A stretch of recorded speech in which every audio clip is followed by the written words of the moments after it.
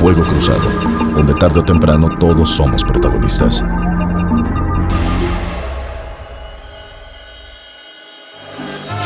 No soy monedita de oro pa' caerle bien a todos. Así nací, así soy. Si no me quieren, ni modo. Muchas gracias por estar de nueva cuenta en este su programa Fuego Cruzado a través de MXN, su televisora.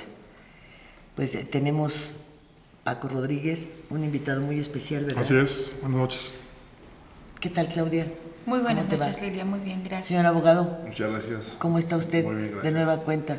Muchas Le damos aquí la bienvenida. Muchísimas gracias a Sobenes. A este programa en el que las preguntas son duras, difíciles, esperamos que las respuestas sean contundentes y en donde si algo ha caracterizado cada uno de los programas que se graban en nuestra televisora es la libertad de expresión, es poder decir exactamente las cosas como son, tal como son y sin buscarle tantas vueltas, ¿no es así? Y es algo que también a usted lo caracteriza. Claro, es la cosa diferente. Hablar claro y fuerte. Paco, habías mencionado la necesidad de que hablemos de un tema muy presente. La ocasión anterior que estuvo acá el abogado Valdés nos platicaba... Oscar Valdés, perdón. Sí, nos platicaba, fuera de cámaras, sobre el proceso que en aquel momento le estaban siguiendo a la profesora Elvester Gordillo. Sí, así es. Y hoy, hace un par de noches, se anunció que la Procuraduría pues había perdido el caso. Como desde el principio usted nos decía. Pero hace 2 meses, ¿eh? De eso. Hace 3 meses esto. 3 meses esto. ¿Cuál es el resultado de todo esto ahora que la razón la tiene usted? Mire, primero que nada, he visto un hinchamiento de parte de los medios a la maestra y comentando casi que un pacto de impunidad y que Peña Nieto se puso de acuerdo con Andrés Manuel para que el día de la toma de la elección presidencial de su certificación como presidente de México se libere a la maestra Elvester, nada más alejado de la realidad. Primero que nada quiero que sepan que el magistrado que sacó la resolución, Miguel Ángel, es uno de los magistrados más estudiados que tenemos en el Poder Judicial de la Federación. Es un magistrado que tengo gusto de conocerlo y los que han litigado ahí con él saben que sus decisiones son muy contundentes. Es uno de los hombres más preparados que hay. Es un cuate que no agarra nada, o sea, ese es un cruzado. Honesto. Es de los pocos que yo conozco del Poder Judicial que es muy estudiado en lo que él hace. Y la resolución que él da es el sentido que yo se ha comentado off the record la vez pasada. A la maestra Elvester no se le permitió entregarle el poder a Juan Díaz. La maestra la detienen en Toluca. Y la maestra tenía que haber llegado a Guadalajara para tomarle protesta a Juan y transferirle la dirigencia. La estafeta. Eso nunca se dio. Recordemos qué es lo que pasaría si Felipe Calderón, un presidente, no entra al Congreso. Simplemente no es. Acá los que saben derecho laboral saben que nunca se llevó a cabo, se transfirió el poder porque la maestra estuvo detenida. Entonces, si la maestra era la dirigente del CENTE y no le permite llegar a un Congreso para elegir a su sucesor, pues ella sigue siendo la dirigente. Pues el golpe tan fuerte era para el Sindicato Nacional, que es lo que mucha gente no entendió. Entonces Juan Díaz se queda como secretario general, pero queda vacante que la maestra transfiere el poder. Por eso cuando se llama la querella, el magistrado dice justamente que los fondos, no hay procedencia ilícita y una lavado de dinero, porque los fondos son del sindicato. Y la maestra llevó a cabo las cuestiones del sindicato en su carácter de dirigente sindical, que en dado caso tenía que haber una querella por parte del sindicato, y la pregunta es, ¿cómo va a ser la querella si la maestra es la dirigente? O sea, no te puedes autocriminar, está en la Constitución, o sea, es imposible.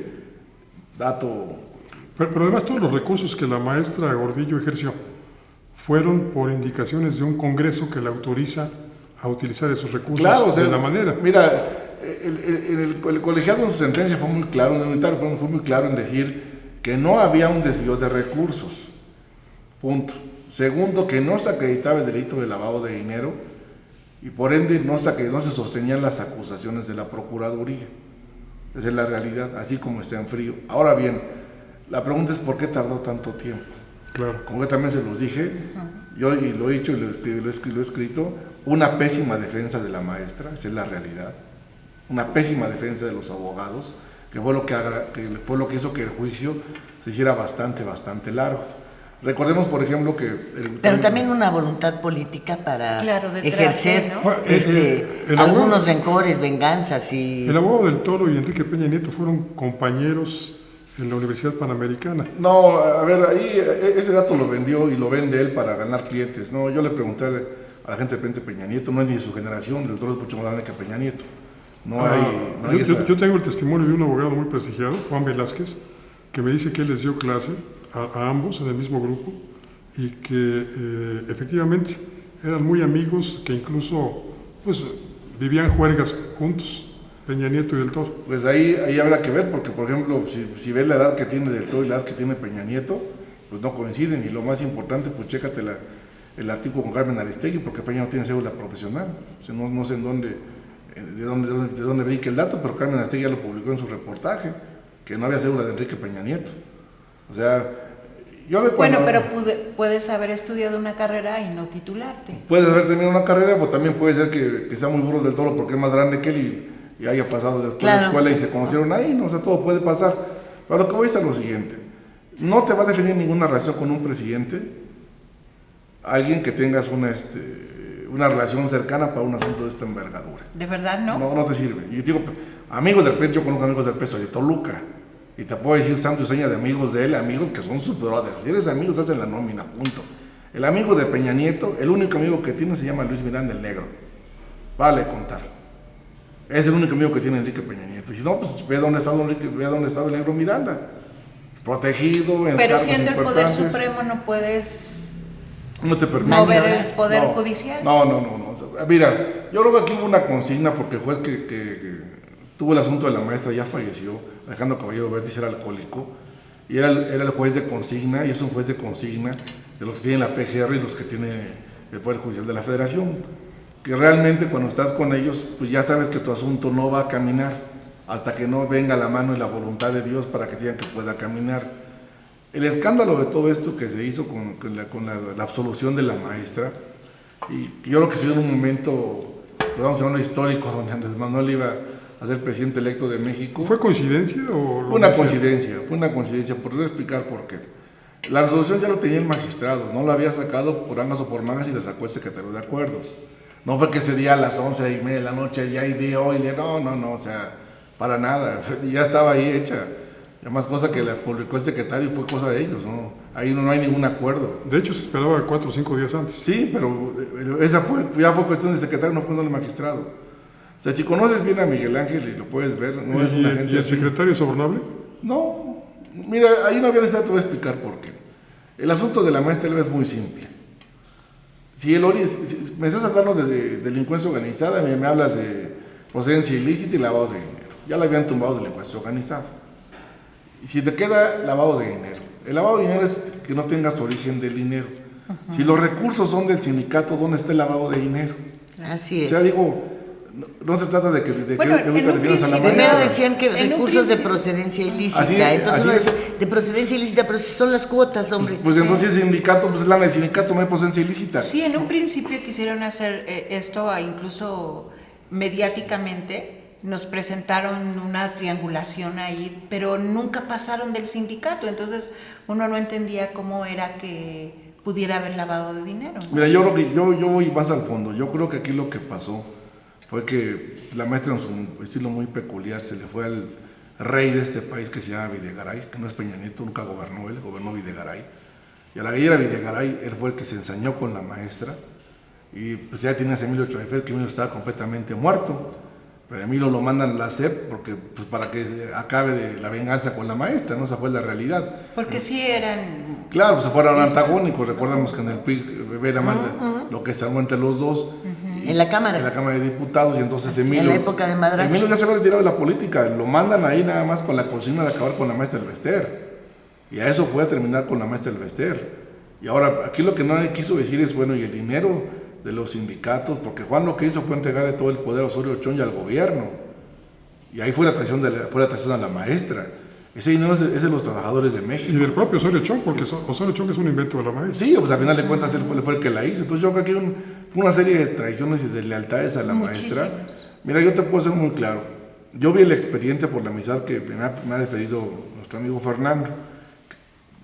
Lo conocí, vi el asunto, le dije, mira, déjame echarle un lente al expediente. Fui muy claro con él, le dije, mira, no estoy de acuerdo en la defensa del abogado, porque el sustento de la Procuraduría para mí no existe. La maestra va a salir, solamente que tienes que ser muy firme y va a salir en el Poder Judicial. ¿Por qué? Porque está mal la imputación. El delito por cual la están acusando no existe. Otro delito puede haber, sí, pero yo no soy Ministerio Público, para ellos va a hacer su chamba, ¿verdad? Pero por el delito que la están acusando es inocente. ¿Por qué? Porque los fondos no son de procedencia ilícita, son del sindicato. Y la otra, para que la maestra realmente haya cometido un fraude a los maestros, tienen que acusarla a los maestros.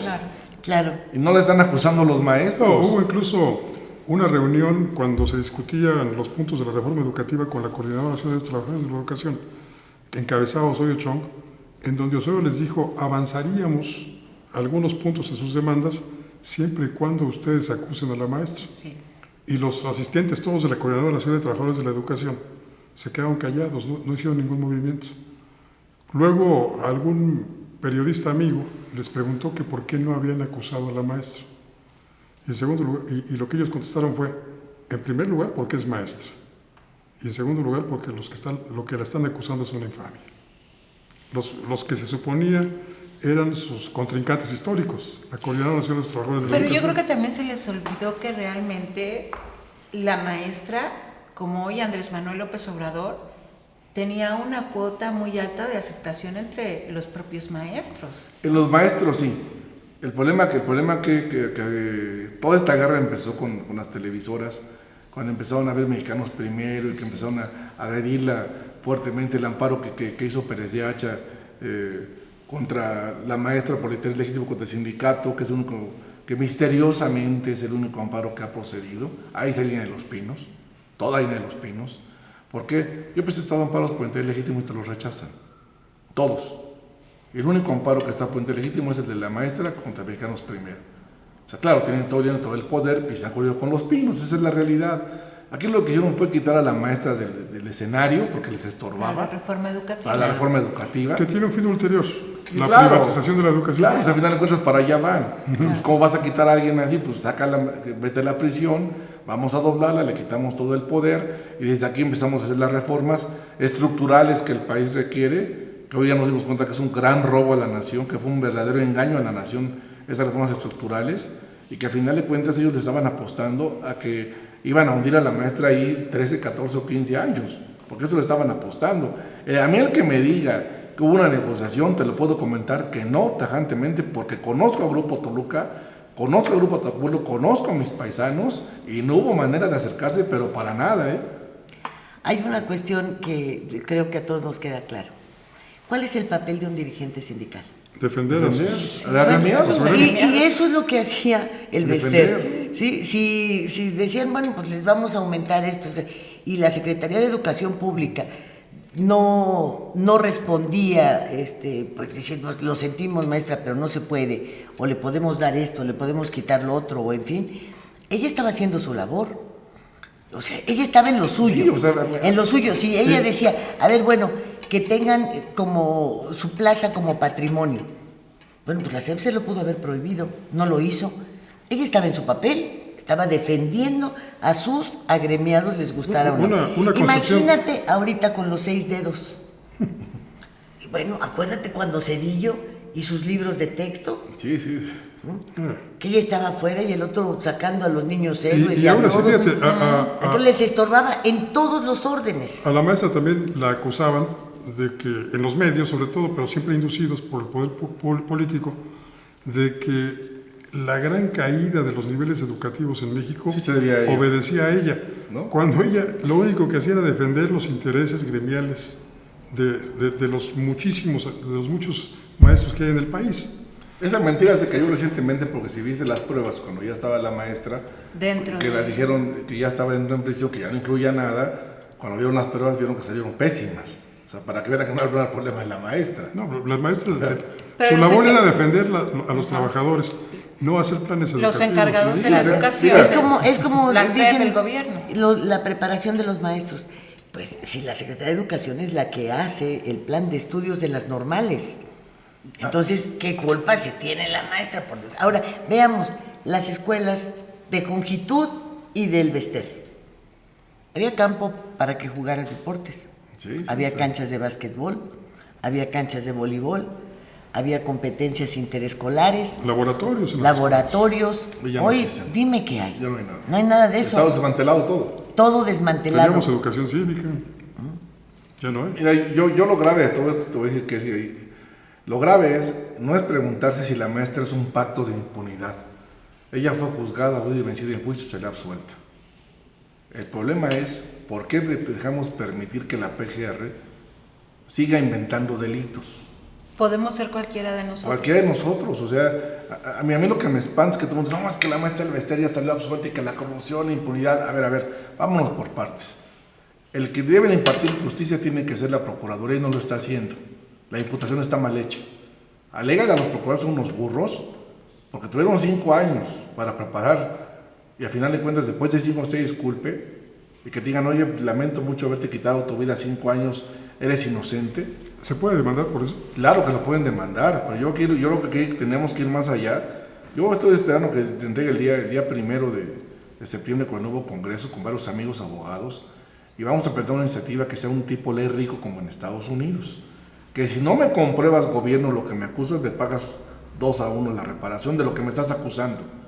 ¿Por qué? Porque es la única manera que vas a poder hacer que realmente la Procuraduría te acuse con pruebas. Con bases y no nada más pues con cosas de oídas. Mira, las pruebas todas fueron desechadas. Todas las pruebas.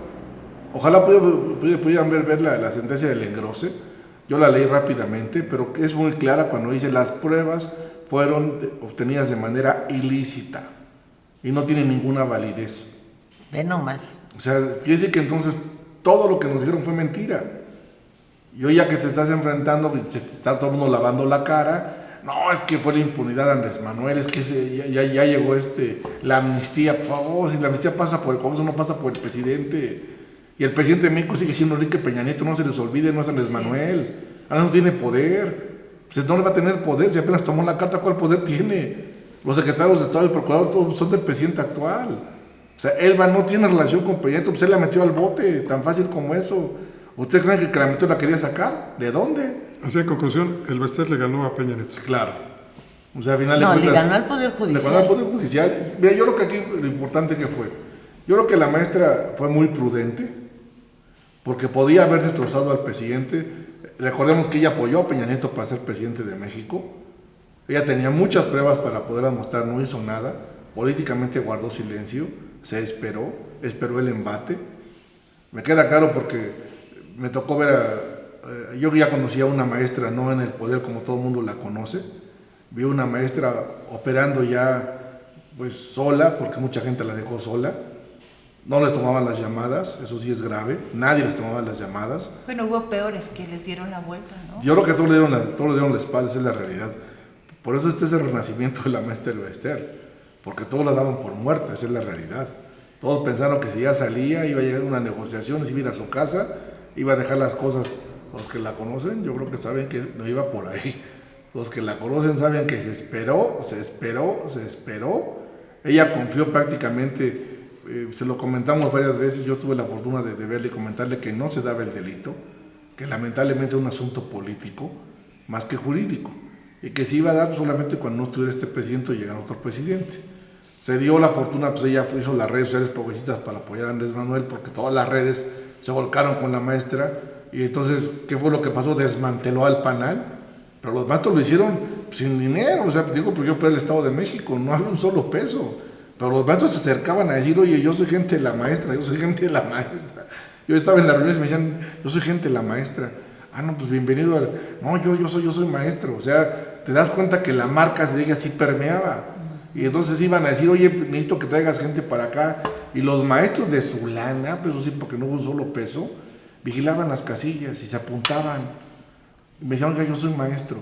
Usted está en las redes, sí, no, yo soy maestro, yo jalo con ustedes y estamos con la maestra. O sea, no hubo nadie, un maestro, y mira que recorrí en Estados de la República Mexicana, no todos, pero quien sí lo recorrí, que hablara mal de la maestra del Bester.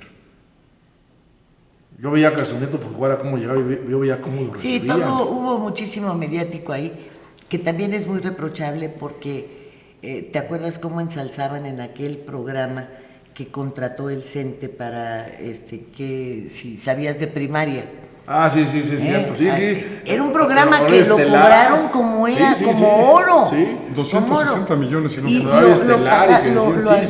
lo pagaba el CENTE, ¿no? Claro. Y entonces, pues aparecían allá todos ensalzando y tratando de limpiar alguna imagen y que no necesitaba limpiar. Era un buen programa, la verdad, pero que estos lo tendrían que seguir como programa de tipo cultural gratuito, ¿no? Pero que el CENTE se los pagaba. Y después, pácatela. Sí, todo por abajo. Es como que vayas y quemes la tienda de abarrotes que te compra más Coca-Cola, ¿no? Ahora, pues, ¿qué es eso? Ya total, está visto como cliente, ¿no? Un punto total de la sentencia, a mí me parece muy interesante. De la sentencia absolutoria, es donde te dice que se le dejan a salvo los derechos a la maestra del Bester, esos políticos, todos sus derechos, y sus derechos sindicales. O sea, ella sigue siendo... Es la dirigente. Bueno, ahí está Juan Díaz de la Torre ya pagando planas y planas en los periódicos, dando entrevistas y tratando de defenderse. Que además ya va a ser imposible. Caso, ¿no? No, va a ser imposible explicar por qué. Porque la base toral de la querella, donde se basa el magistrado para deshacer todo el elemento, en materia penal se da el tipo, que tiene que estar adecuada a la norma y no se permite la analogía. Aquí lo que te dice la sentencia es muy clara en lo siguiente. La dirigente sindical es la maestra del Bester Gordillo, porque no se le permitió entregar el poder a Juan Díaz. Por lo cual hablan de un congreso que no conozco, que fue en Querétaro, donde está vigente esa toma de nota de la maestra, que es la que está vigente, no la de Juan. Y de hecho comenta ahí mismo el magistrado, que los que debieron haber levantado la querella es el apoderado del sindicato, y en este caso pudiera ser pues la dirigente, pero es la maestra, entonces no podía autoincriminarse. Híjole, esto se va a poner muy bien una vez que ella haga declaraciones y diga me regreso al sindicato, Yo creo que ella lo que va a hacer, pues ya el plan programado, va a hablar el día 20, que comentó que es cuando ya va a dar su verdad, después de que estuvo casi oculta 5 años sin decir nada. Yo creo que vamos a conocer otra vez a la maestra del Bester. Yo creo que va a regresar por el sindicato, no creo que sea ya la dirigente, pero va a dejar un sindicato fuerte, esa es la realidad, porque sí quedó muy vapuleado el sindicato como está. Yo creo que vienen nuevos tiempos para el sindicalismo en México, pero a mí me parece más injusto que tengas que pasar 5 años, claro, y después de 5 años te digan, ¿qué crees? Fíjate que no había nada. Usted disculpe. Pero la Procuraduría hasta ahora no lo aceptó. Creo que ni siquiera usted disculpe prevaleció. No. Ya aceptó, Claudia, la PGR... ya aceptó la sentencia de la PGR, pero también, yo creo que la maestra, recordemos que apenas presentamos un recurso en la Corte Interamericana. Yo creo que la maestra va a querer una disculpa pública. A exigirlo. La va a exigir. Y ya pasó, recordemos, un precedente cuando fueron las famosas mujeres estas de la época del PAN, de Genaro García Luna, que las acusaron de secuestro, recuerdan unas más indígenas ahí de Querétaro, ¿no? Que estuvieron no sé cuántos años estuvieron en prisión, secuestrado a unos, y que después salieron absueltas y ordenó una corte interamericana que le dieran una disculpa pública. Y yo creo que la maestra va a pagar una disculpa pública. No creo que quiera pedir la reparación. Yo pediría la reparación, pero sería pegarle a López Obrador, porque pues ya el nuevo presidente va a ser López Obrador. El que pagaría tendría que ser López Obrador. Pero ¿a quién le pedía la disculpa? ¿A Peña Nieto? No, a la institución, a la Procuraduría. Procuraduría, que fue lo que pasó con las mujeres indígenas, que en ese tiempo fue Cervantes el que tuvo que darles la disculpa pública. Pero fíjate que hay salidas, porque en Quintana Roo hubo un caso de este señor cacique que lo ganaron todo y la Sí, de apellido Cacique. Interamericana de apellido Cacique, así es, exigió a la fiscalía que le ofreciera una disculpa pública. Claro. Y la que se presentó fue la subprocuradora. El fiscal no quiso y dijo, no, ni era mi caso, Entonces, ¿yo por qué voy a ir? Hay Entonces, incumplimiento. oye, claro que hay un incumplimiento, porque se le están pidiendo a la institución, Las Juan sentencias Polainas, ¿no? interamericanas son vinculantes, significa que son obligatorias. Pues aquí se la pasaron por el arco del triunfo. No creo que sea el caso de doña Elba, porque obviamente no es el mismo peso el del señor Cacique que el de Elba, pero se las gastan de la misma manera. Yo sí quisiera resaltar algo de lo que usted ha comentado, que me parece sumamente importante. Creo que cuando el egoísmo priva, hubiese sido muy fácil para Elba hablar. Sabe mucho, de muchos movimientos, De todo. de muchas cuestiones que se han hecho. Hablar sería terminar de hundir al país, porque obviamente se hubiese destapado una cloaca de corrupción, de malos manejos, de fraudes electorales, de cuanta cosa que hemos visto que va surgiendo como mancha negra en contra de nuestro país. Pero dicho por la voz de una sola persona, con la experiencia de ella, con las posiciones que ella ha ocupado, con los movimientos que ha hecho cuando el grupo San Ángel, todo esto, a mí me parece que lo primero que habría que reconocerle es que tiene un gran amor a México, y que si no habló fue por no dañar a México. Ahora, eso lo entiendo en el terreno político. Si doña Elba decidiera vengarse de la manera que quisiera, así fuera burda, como fuera, jamás yo de manera personal la criticaría, la apoyaría, porque el dolor de haber perdido un hijo y que te impidieran estar junto a tu hijo en los últimos momentos, llevarla a su última morada, hacer todo eso, es un rencor tan grande que no creo que sea tan fácil sacártelo de dentro del alma. Y el Bester, a quien tú me hiciste favor de presentarme hace muchísimos años, pues entre otras de sus características es que es una buena madre. Y una buena madre no tan fácilmente acepta esto, pero estos dos renglones, que son el mantenerse callada por amor a México, se los voy a reconocer siempre. Y si ella decide desquitarse mentando madres, pues le hago coro, porque ese rencor fue muy fuerte. ¿Nos podemos ir al corte? Vamos al corte.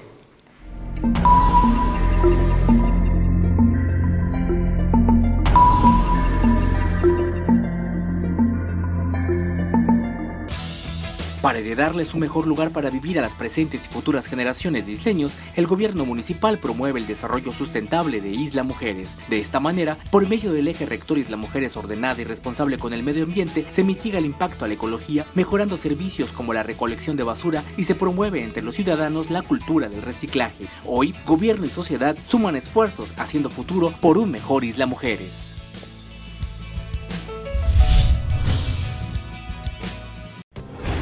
Las cosas que queremos, los proyectos que empiezan, las ilusiones concretadas, necesitan una asesoría legal y una base concreta. Notaría 64. Respaldamos tus actos legalmente. En esta temporada de calor, ayúdanos a prevenir incendios forestales y cuidar nuestro medio ambiente. No arrojes cerillos o cigarros encendidos a zonas con vegetación. No hagas fogatas. Por más precauciones que tengas, una flama puede provocar un gran incendio. No tires botellas de vidrio a lotes baldíos, ya que generan el efecto lupa con los rayos del sol iniciando el fuego. Si ves una fogata o el inicio de un incendio, apágalo con agua o tierra. Si el fuego es muy fuerte, ponte a salvo y avisa a las autoridades lo más pronto posible al 911. Unidos por nuestro medio ambiente, solidaridad, unido y transparente.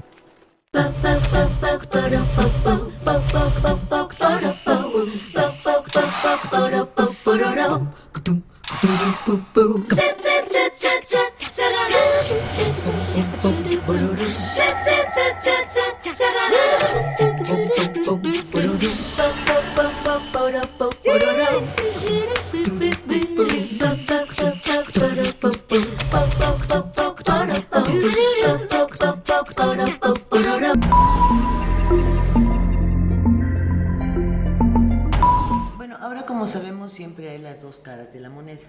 Habrá quienes consideren válidos todos los puntos de vista que hemos expuesto aquí y habrá otros que continúen dentro de los ciudadanos. No estamos hablando de el sospechosismo, el sospechosismo. Este sospechosismo, pues obviamente va dirigido hacia... No, es que hubo arreglo, hay impunidad, tal y tal. ¿Va a pasar lo mismo con todos los líderes petroleros? No, porque en el caso, por ejemplo, que podríamos ejemplificar contrario, es el de Romero Deschamps. Romero Deschamps tiene como 3 o 4 denuncias presentadas en la Procuraduría por petroleros. Que no ha caminado. Entonces no confundamos, no vayamos a pensar que por eso vale la pena hacer la referencia. Porque mucha gente dice, no es que la maestra la acusó, a ver, la maestra no acusó a nadie del sindicato, punto. No hay un maestro maestros que lo haya acusado, ni siquiera la disidencia, fíjate nada más que eso es lo... Sí, la disidencia, ni siquiera la acusó, no. Romero Deschamps trae de propios tiros y troyanos, todo el mundo lo ha denunciado. O sea, sus sindicatos, sus allegados, todo el mundo lo ha denunciado y nadie ha hecho nada. O sea, Romero Deschamps sí le están achacando que está robando dinero de la gente. Hay como 4 grupos de... Incluso hay un sindicato alterno también que ya lo denunció. Sí, hay como 4 que son organizaciones petroleras diferentes y todos han presentado denuncias la sección penales. De Veracruz es la más aguerrida, es la que más lo ha presionado a la Procuraduría y no ha caminado nada. ¿Por qué? Porque las procuradurías, o la Procuraduría como la conocemos ahora, la General de la República, sigue líneas políticas. Líneas del presidente, va a hacer lo que diga su patrón. Líneas del presidente, lo vimos con el caso que estamos tratando ahora, el caso de la maestra Restrepo Gordillo, lo acabamos de ver también con un candidato presidencial que personalmente no le caía bien a Peña Nieto, el señor Anaya, del Partido de Acción Nacional. Sí, se le fue encima. En donde la PG lo echó. Partiendo del hecho de que el hubiera no existe. ¿Qué habría pasado si el caso de la maestra Restrepo Gordillo hubiese sido tratado por una fiscalía independiente, autónoma? La carpeta ni siquiera, si hubiera sido carpeta no te la judicializan, ni si hay orden de aprehensión no te la obsequian. ¿Es en serio la autonomía? Porque vemos, por ejemplo, que hay organismos constitucionales autónomos como el Instituto Nacional de Evaluación Educativa, que sigue las líneas de la SEP. Vemos al INE, del cual tenemos sospechas de que también se conduce bajo el INE. Otro organismo constitucional autónomo sería el Banco de México, donde también la autonomía es cuestionable. Los tribunales. Una fiscalía autónoma. El Poder Judicial. ¿De verdad sería autónoma en caso La como discusión de hoy por hoy es la Fiscalía Autónoma Independiente. Se ha traído desde que está el debate presidencial, el PAN decía que sí, el PRI decía que no, Andrés es el que estaba más rejego. Como es el artículo 102 constitucional como tal, es que el Senado tome 10 nombres, y esos 10 nombres que hagan un debate público en el Senado, se elijan, y esos 10 nombres se manden a Los Pinos, y el presidente de México elige una terna, y de ahí se regrese de esos 3 y se vote en el Senado. Así es como está el 102. La gente pide que se reforme la Constitución y que se ponga un fiscal de transición en lo que ya migra lo demás. Yo creo que ya el país no está para migrar más. Está para soltar las cosas. Lo que hemos tenido durante 80 años es una perfecta simulación de una división de poderes. No nos vayamos tan lejos. Usted recuerda cuando Andrés Manuel vio al presidente de la Corte, le dijo, lo que usted se le ofrezca, señor presidente.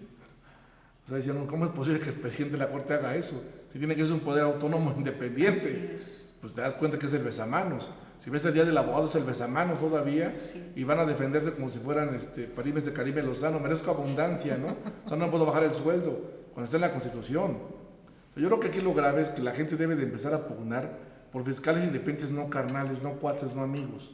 Si quieren que eso no vuelva a pasar, de veras, yo veo muy delicado el asunto de la maestra, obviamente del afecto que se pueda o no se pueda tener, vamos a verlo frío.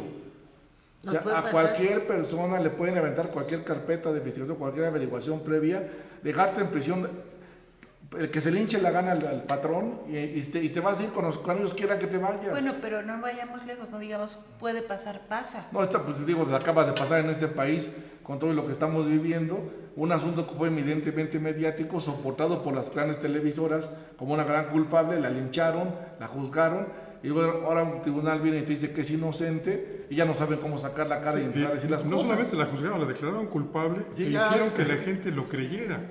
a base de repetir gebelianamente. Sí, la lincharon, todas o sea, esas literal, mentiras. la lincharon. Sí, mediáticamente la condenan. O sea, al final de cuentas eso es, y ahora que ya te das cuenta que un tribunal, ¿qué quieren decir ahora? Es como una negociación, yo creo que es una falta de respeto.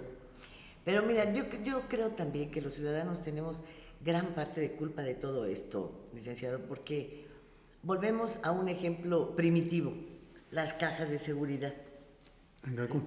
Para empezar, Sí, en el sí. momento en el que ellos Es un intervinieron, desaseo, es un desaseo. en ese momento te hicieron a ti presunto culpable y no sabías de qué. Sí. ¿verdad? Así Porque es. van y te abren tu caja y que porque una señora, doña Leti, que era líder de no sé qué, y entonces que todos los 1500 éramos narcos.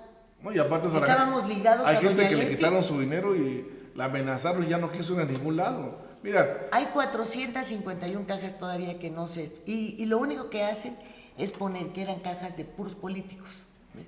Para que la gente mediáticamente. O sea, hay muchos que ni siquiera vivían en Cancún y que son extranjeros y que dicen: ¿cómo voy a llegar ahí? Me va a agarrar la policía, Sí, la dejan me van a ahí. encerrar si es un país de corruptos. Así es. el problema que tenemos Pero ¿cuál es? aquí todos fuimos presuntos culpables de algo que no sabemos qué. ¿Y tú crees que nos hemos presentado para demandarlos? O el engaño que nos Cuando hicieron. estuvimos viendo ahí al Alberto Elías pararse y decir una sarta de mentiras. ¿verdad? Perdón, abogado, o el asunto también que va ligado con todo esto, o cómo es que a los mexicanos, a quienes consumimos de alguna manera medios, pues nos cuentan una mentira entramada con las televisoras y con el Poder Judicial, como el asunto de Florence Cassette. Mira, decía la ministra Olga Sánchez Cordero que la Suprema Corte emitía sentencias políticas, no jurídicas. Eso lo dijo antes, siendo ministra de la Suprema Corte. El problema que hemos tenido en este país es una simulación.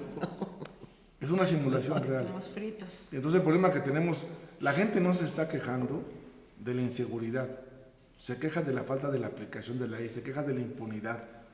Eso es lo que fue el voto del hartazgo, la impunidad, el ya no más, 98% de los delitos sin castigo. sin castigo. Y Ahora, eso de los denunciados, ¿eh? no, pero el problema que tenemos, ¿cuál es? Si estamos viendo el uso faccioso de la ley, si estamos viendo que te estás dejando llevar nada más por pifias, porque vamos a ser fríos, en un análisis rápido de los 5 años de la Procuraduría, digo, esta es la cereza del pastel, pero dime cuántos asuntos realmente han sido culpables. O sea, no tenemos ninguno. O sea, ¿qué es lo que hacen? Te inventan un delito, te fabrican un delito. Esta sentencia dice claramente que las pruebas fueron ilícitas, todas las pruebas. No te acepta una sola prueba. Entonces, desde ahí. O sea, desde ahí de saber, si tenías 346 pruebas y de esas 346 O pruebas, 1000. una sola prueba no fue lícita, pues No hay estamos hablando caso. de que entonces no hay ningún caso sustentado. Lo que estabas haciendo es una vil mentira, engañando a la gente de México y dejando a una gente en prisión que es inocente, y después de 5 años dices: no, pues discúlpame, no hubo nada, porque ya dijo la Suprema Corte, el colegiado unitario, A ver, que se acaba vamos el a asunto. ponerlo en términos muy comprensibles. En términos muy complejos es muy simple. Mi el marido asunto. me engaña. ¿Otra vez? Tiene otra vez otro marido. Otro marido. Me engaña. ¿verdad? Entonces, la única que lo puede acusar Es usted. de ¿cómo se dice? Adulterio. Ya no de adulterio, pero bueno, ya sí. no. Ajá, soy yo. Sí, es correcto. Pero Claudia es mi amiga, no puede. No puede el otro, no puede el No, otro. no, no. Es lo mismo que pasó con Es la lo mismo, maestra, ¿no? o sea, Los maestros tendrían que haberla acusado. Claro, porque Esta era señora dinero de los maestros. que nos dé cuentas y que nos diga Claro. y a ver de qué se gastó y por qué se lo gastó. Pero no se levantó una sola voz. Nada. Entonces, ¿de dónde surgieron los acomedidos? Pues de la clase política, de quienes les interesaba darle la torre. Y de quienes se sirvieron de algo que ella pues Ahora, fue trabajando y lo hicieron un botín. ¿Cuál Mira. es el papel en el que quedan estos Pues señores primero, simuladores? ridículo. ¿Y cuál es el papel que volvemos a lo mismo? Doña Elba callándose. Al que ayudó es al país completo, ¿eh? Ni siquiera a los maestros. A todos completos. Porque ahí hubiesen bailado medios de comunicación. No, todo. hubiesen bailado todo el mundo. Todo hubiera bailado.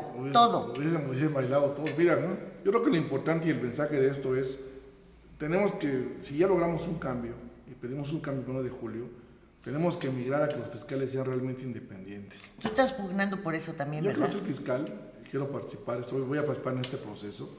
Y les dije, a ver, yo participé en el cambio, pero quiero un cambio real. Esto no quiero que vuelva a pasar. Ya no fabricar más culpables. Ya que la Procuraduría no sea amigos del procurador y cuate del procurador, sino realmente que puedas darle a la gente, pues si tienes una carpeta de investigación la voy a hacer pública, con la judicialice, porque está en el sistema. Y si te absuelto también, señor, lo absolví por esto, aquí está. Pero nada de mentiras. Y si no hay casos sustentables, pues tú no hagas nada. Digo, ¿para qué te exhibes? Y el problema que tenemos, ¿cuál es? Estamos viendo muchos focos rojos y no ha habido nada. Yo lo grave que veo... investigaciones, hombre, yo no veo hay. grave algo, y lo voy a comentar porque siempre lo he estado sosteniendo. El responsable en este país de aplicar la ley en este momento es el presidente Peña Nieto y no tiene ni voluntad política para hacer nada. ¿Quién es el presidente de la Corte? No, o sea, el presidente de la República manda al procurador como está ahorita actualmente, y son sus empleados. ¿Y por qué no castiga el caso de Odebrecht? ¿Por qué no castiga el caso de Rosario Robles de la estafa maestra? Ahorita, pues está en su administración. Estos son de su administración, son de su gente, es su responsabilidad. Él tiene una omisión de no hacer las cosas. Y entonces, ¿qué dice? No, pues se lo va a dejar a Andrés Manuel. O sea, le vas a dejar a Andrés Manuel 6 meses más hasta que llegue él y entonces él tome la decisión de que investigue las conductas que tu gente hizo. Nadie está diciendo pero eso. Ya no lo tomaría el señor López Obrador. Ya sería un fiscal. Ya, lo que Andrés Manuel quiere hacer ahora, pues están proponiendo, es que Peña Nieto mande las ternas con el Senado, que va a ser obviamente de Andrés Manuel, para que ellos puedan sacar el fiscal el día 1 de diciembre y ya tengamos fiscal. Ese es el acuerdo Fiscales, que se está. ¿no? Yo creo que ahí sí se puede cocinar un acuerdo político con ellos. ¿Por qué? Porque obviamente ahí vamos a ver la línea, cuál es la línea que realmente van a mandar y a quién van a querer poner. Si vamos a darnos cuenta de que si pones un empleado, pues ya sabes por dónde van.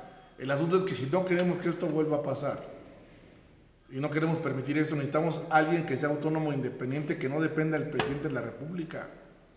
Si queremos ver casos como el caso de Odebrecht en Argentina, si queremos ver el caso en España como el caso Gürtel, en donde Mariano Rajoy fue sustituido de la presidencia de la República. Bueno, pero porque es un sistema parlamentario. No, porque son fiscales independientes autónomos. No, y porque hay una aplicación real de la justicia y aquí no hay. Aquí no hay un hay, Estado de aquí hay una Derecho. simulación. Aquí no tenemos Entonces, nada de eso. si queremos hombre. dejar de simular, si queremos dejar de tener una división de poderes que se vuelve una división de facultades, no de poderes, todo depende del presidente de México. Pero todo es la cabeza. A ver, por ejemplo, ya vimos que el presidente de la Corte misma, opuso resistencias en materia salariales a la nueva política que el pueblo exigió con 30 millones de votos. Esa resistencia también está abajo en los jueces, en los magistrados, en los jueces, y en el caso de la Procuraduría, un fiscal independiente, pero ministerios públicos también independientes del dinero. El asunto es lo siguiente. El problema es que los ministros ganan excelentemente bien. Son 11 gentes que tienen sueldos de primer mundo. Casi no, ni siquiera, ya se demostró que en las cortes mucho extranjeras... Lunáticos. Bueno, tienen salarios lunáticos. No, aparte asiste. Mira, el día que se enteren de los asistentes de la Corte y de los secretarios de actual y cuenta se van a espantar. Yo nada más conozco a 46 gentes que trabajan en la Corte, que son familiares de políticos, que ganan 300,000 pesos y que no van. En Los Pinos tiene una nómina que la hizo Nuño y se llama Inteligencia de la Presidencia de la República. 346 gentes con 250,000 pesos y que nunca fueron. Que eran los hijos de Salinas, los hijos de Cedillo, los hijos de los hijos, y todos estaban metidos ahí, iban a Los Pinos, cobraban como asesores. Ese tipo de cosas van a empezar a salir a la luz. Y entonces la gente se va a dar cuenta realmente que este país es de componendas, de negociaciones. Que ha sido saqueado. Y que ha sido saqueado, que es lo más grave. Yo creo que ya nos hemos dado cuenta de poco a poco. Lo que pasa es que hay muchos renglones que se han ido de largo. Que no los pero, tenemos por finos. ejemplo, algo que contribuyó a que se empezara a hablar de un pacto fueron las declaraciones de Olga Cordero. Olga Sánchez Cordero. Así es, cuando sale luego y dice, no había. Pues ella no tenía que hablar absolutamente nada. No era su caso ni era su tiempo. Fue una entrevista. Sí, pero eso abre la puerta. Ella puede decir, yo no puedo opinar porque esto siguió un juicio y se acabó. Mira, yo creo que es lo que tenemos todos. Pero, a ver, la señora apenas va a pedir que la saquen del Consejo de Administración de un banco. Sí. Y el anatocismo. Y Ella esa, fue- ella esa votó por aprobación. eso. Ella votó por eso. Y luego te Ella vas votó por eso, de sí, parte es del cierto. consejo de administración Ella de un votó por banco. eso. Entonces dices, bueno, conflicto Mira, de yo creo que aquí hay muchas cosas interesantes. En el caso del gabinete de López Obrador, a mí lo que se me hizo bueno fue que, bueno, por no estar dando la cara antes de que vaya a entrar. Eso es bueno. Lo que no me está gustando mucho es que no hay un contrapeso. Está completamente libre este asunto. Y si no tenemos el único contrapeso que podemos tener son las fiscalías. Porque eso van a castigar la corrupción. Si no hay fiscalías no hay corrupción, no hay castigo. Y entonces no hay contrapesos. Este gobierno no tiene ningún contrapeso, esa es la realidad. Va libre. El contrapeso no existe. Si estamos viendo que el primero te vas a quedar con todas las cámaras, vas a mandar virreyes a todos los estados de la República Mexicana, para quitarles, digo, para ponerles un freno a los gobernadores, es un poder absoluto. Y bueno, ¿y cuál va a ser, qué va a hacer el pueblo de México para quitar este poder absoluto? Me han comentado mis amigos muy cercanos, Andrés Manuel, que esto es el PRI de los 70s, un absolutismo total. Oye, los que llegaron son el ala radical del PRI. a lo mejor un poco más atrás, pero te voy a decir que también habrá que reconocer que no era un PRI malo, y que fue un PRI que nos guste tuerto derecho, sí generó la infraestructura del país y sí teníamos un crecimiento del 6.5, y lo que no pusimos atención, volvemos a lo mismo, fuimos los ciudadanos que estábamos ahí muy empelotados en la embajada americana peleando por Vietnam, cuando tendríamos que estar viendo qué estaban haciendo con las instalaciones petroleras, con la refinería. No nos pusimos de acuerdo, pero ese PRI de antaño no era un PRI malévolo, y era un PRI que tenía un sentido social y que lograba aglutinar izquierda, derecha y centro, que tenía empresarios, y que no tenía estos personajes con una ambición ilimitada, como la que existe actualmente. Nos embobaron también cuando empezaron a llegar los jóvenes que habían estudiado en Harvard, los en demócratas, etcétera, los Chicago Boys. y dijimos, estos sí saben cómo hacerlo. Los Sí, Chicago ¿cómo Boys. no? Al revés. No, pues mira, yo creo que esta experiencia que nos ha pasado, yo pediría que no volviera a suceder, hay que hacer contrapesos. Yo pediría a todos los abogados a nivel nacional que combatamos al gobierno a través de una figura que es la omisión en la ley de amparo, y que está en la Constitución, y que le puedes dar hasta el presidente de la República, que si lo que te dijo no lo cumple, nos amparemos. Pero que empujáramos todos a un solo lado. Abogado Valdés, pero este absolutismo que señalas, no fue lo que el pueblo quiso. 30 millones de votos. Hubo la oportunidad, hubo campañas del voto diferenciado, etcétera. No, los empresarios que se fueron a la yugular y después al mes ya estaban del otro lado, Pero, ¿no? pero la gente no hizo caso a eso. La gente quiso darle todo a Andrés Manuel López Obrador, darle... La gente quería que ya se fuera el total. PRI a su casa a descansar y que Peña Nieto no regresara jamás. Ahora, eso, Porque hay gente, tú mismo lo estábamos comentando en el momento de los comerciales, hay quienes ni siquiera hicieron campaña, No, solamente fue el tenían efecto López Obrador. el letrero de Morena y él lo ganó. Entonces, es cierto lo que dice Paco, la gente decidió dárselo todo, está en sus manos, entonces Cuando aún ahora muchos tendremos que priistas respetar que esté en se sus fueron a manos. Morena, Sí, o de panistas. hecho, pues si te das cuenta, mucha gente del PRI, si quiere voto duro, se quedó con el PRI. Sí, ahora te Migraron sorprendes para otro lado. que tu diputado, tu presidente municipal, o bueno, ahora en el Distrito Federal,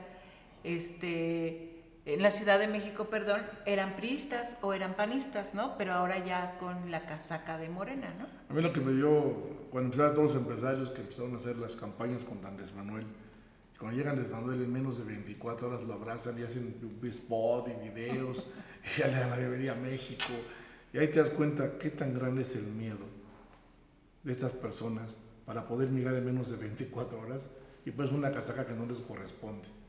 Yo lo que les vi fue una sonrisa socarrona, porque finalmente representan un poder económico, Claro. que sí puede hacerle frente a un poder político de la manera más perversa. Y cuando yo los vi eso de es una sonrisa perversa, y es un contrapeso. socarrona. Pues mira, yo Sí. espero que realmente se haga algo. Yo estoy pugnando por toda la República por hacer las asociaciones de abogados de México, el 95% son ligadas al sistema, eran del PRI. No ha habido asociaciones de abogados de izquierda que digan, ¿sabes qué? Hay que hacer este planteamiento. Estamos pugnando por hacer una, la vamos a hacer en unos 2 meses más, ya la concluimos. Ya tengo los estados de la República completos. ¿Y qué queremos hacer? Pues de izquierda, realmente, o sea, que combatas al gobierno de frente. Defender que le al digas las pueblo. cosas, que defiendas al pueblo.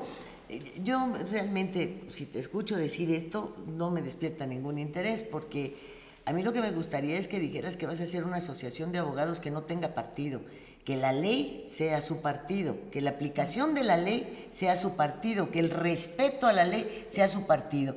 Y vale una pura y dos con sal, si son del PRI, del PAN, de Morena, si es López Obrador, si es Calderón o mi cuate Peña Nieto. El problema la ley es la ley. Te voy a decir cuál es. La mayoría de los abogados y acciones locales, pues obviamente corresponden al gobernador local del partido porque es el que los financia con sus eventos. Cuando tú les comentas a los abogados que tienes que pelear contra el gobierno desde una trinchera donde no les vas a pedir nada para que tampoco te exija nada, no quieren entrarle.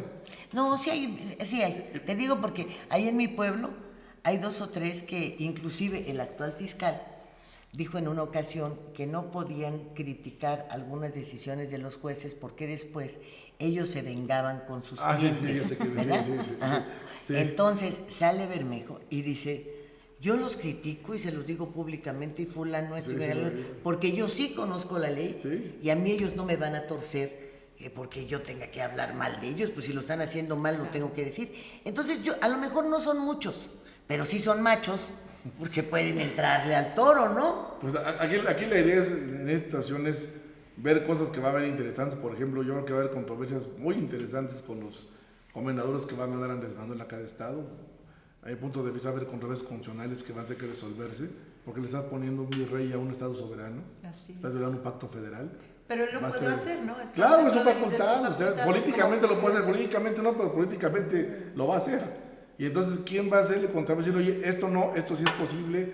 Yo creo que estamos pugnando porque realmente una de las partes más importantes de Andrés Manuel fue bajar la gasolina, los hidrocarburos. Y lo que estamos peleando es que estamos un amparo en la Corte en revisión y ya les demostramos a los jueces que realmente el gobierno cobra el 40% de impuestos. Y que es una locura. Y que es una locura. Yo creo que eso sí lo pueden arreglar. Eso es un acuerdo político más que jurídico, solamente que se requiere voluntad. Yo creo que ahí se vería la voluntad política. Pero por otro lado tienes también la escasez de recursos ante el enorme endeudamiento y el los grandes compromisos que ya tiene el presupuesto. Le vas a quitar más recursos a una administración pública que va a estar escaso de ellos. El asunto no es tanto que estés escaso. Yo creo que lo que están haciendo ya es adelgazar el sistema. A ver, yo te preguntaría esto. ¿Y las expendedoras de gasolina extranjeras están pagando también el 40%? No. Ah, ¿qué volé? Entonces... Ellos no.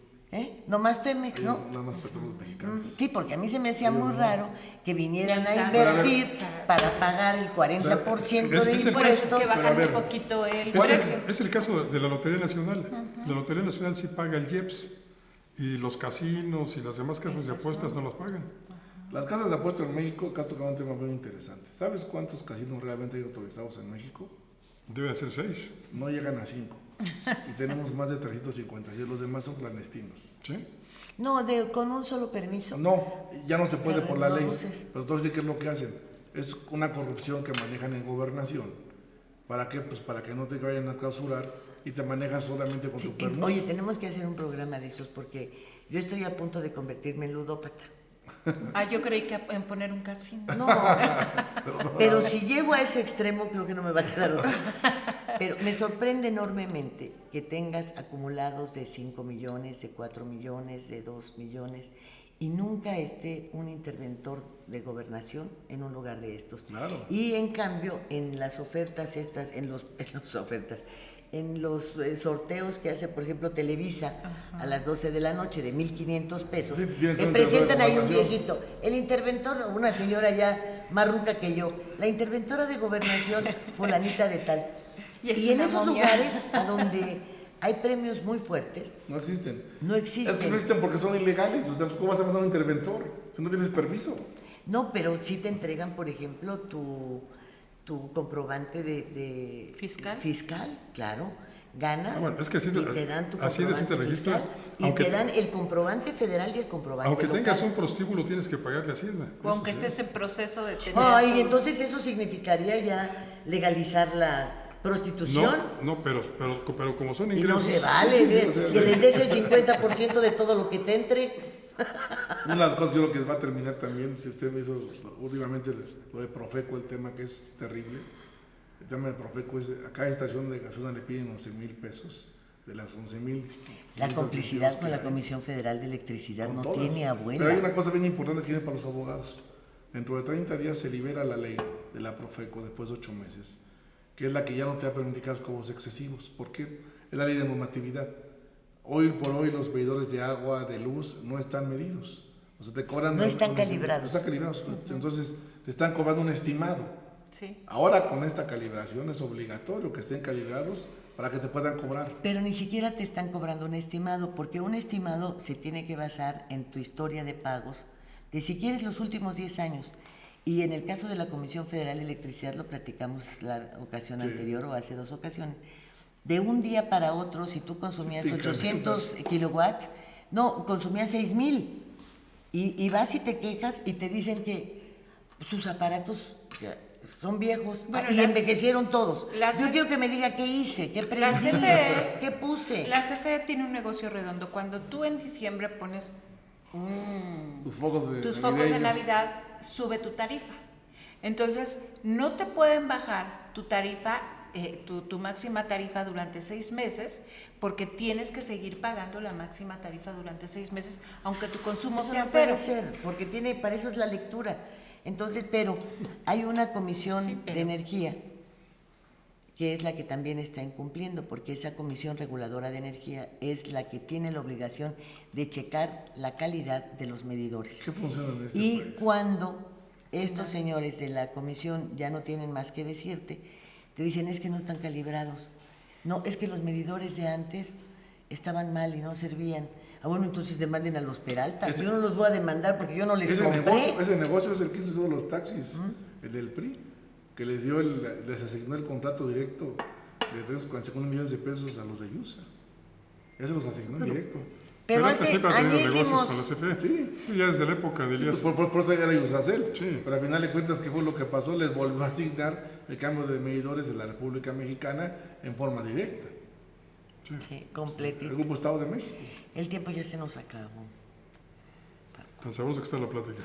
Sí, hombre, pero bueno, la seguimos, la repetimos una y otra vez, ¿no? Pues aquí nos sirve el mensaje que... Hasta que seas el fiscal. Pues ahí vamos a estar pugnando.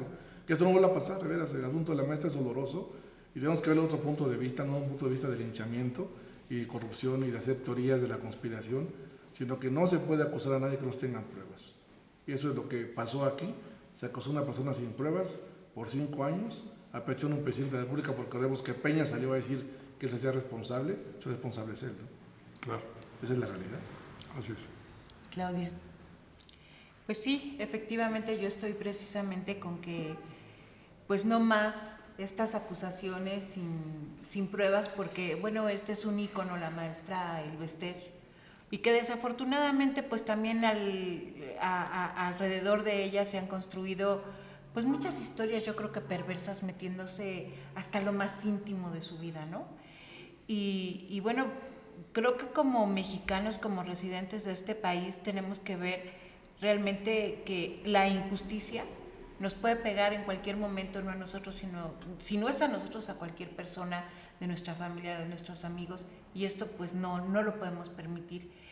Tal vez no sea del todo necesario que estemos informados, ¿no? Que todos estemos informados de cuáles son a pie juntillas nuestros derechos, pero creo que sí tenemos que clamar, como dice usted, abogado, porque tengamos representantes en todos sentidos que realmente pues vayan cabalmente por el camino de la justicia, ¿no? Paco. Sí, pues yo me quedo con esto de que Elvester Gordillo fue una presa de conciencia. Elvester Gordillo fue una víctima de una política que pretendía entregar la educación pública a los entes privados. Elvester Gordillo fue el Cordero Pascual sobre el que se cebaron intereses ajenos al país, ajenos a los maestros, y que pues me congratulo de que finalmente haya un magistrado, como usted mencionó, que se haya pegado a derecho y que haya hecho justicia. Bueno, pues lo único que puedo yo agregar es bienvenida a la libertad. Claro. Y gracias. No hay más.